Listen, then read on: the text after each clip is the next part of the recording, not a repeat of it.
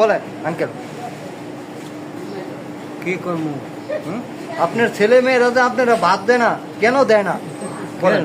কেন দেয় না? দেয় কি করবো? হ্যাঁ, আমি তো করবো না। তো এই যে ছেলে মেয়েদের এত কষ্ট করে মানুষ করছেন, তারা বাদ দেয় না কেন? কেন দেয় না? আমি কি করবো? তো তার পোলাপাত্রে জিজ্ঞাসা করবেন না যে আমারে কেন বাদ দেও না? আমি তো তোমাদের বড় করছি, লালন পালন করছি, হ্যাঁ। লেখাপড়া শিখাইছি, তো এখন আমি মানুষের দুয়ারে দুয়ারে কেন হাইটা খাবো?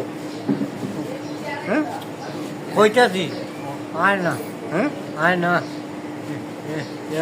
মামার বাড়ি থাকে। মামার বাড়ি থাকে, তো এই যে আপনার সম্পদ কারে দিয়ে দেবেন? আমি কেউ দিতাম না। আপনি কেউ দিতেন না?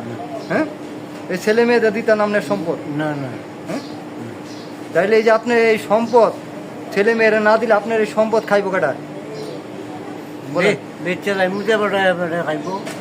বেচ চালাইবেন, তাইলে কষ্ট না কইরা মানুষের দুয়ারে দুয়ারে না গিয়া যে সম্পদ আছে বিক্রি কইরা সুন্দর মতো চিকিৎসা করেন।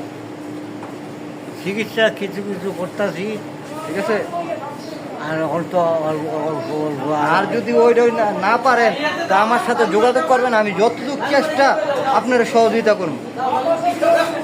আমার এই দোকানে আইলে আমার ঠিকানা পাইবেন, যদি আমারে বলেন তাহলে আমারে অবশ্যই পাইবেন।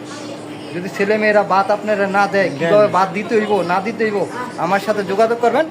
আমার ওই ছেলে মেয়ে কীভাবে বাদ দিব সেই ব্যবস্থা আমি করে দেব, ঠিক আছে? দর্শক, এই যে দেখুন, এই বয়স্ক লোকটা তার ছেলে মেয়ে তার বাদ দেয় না, সে দুয়ারে দুয়ারে হাইটা খায়, মানুষের কাছে অনেক কষ্ট করে চলাফেরা করে।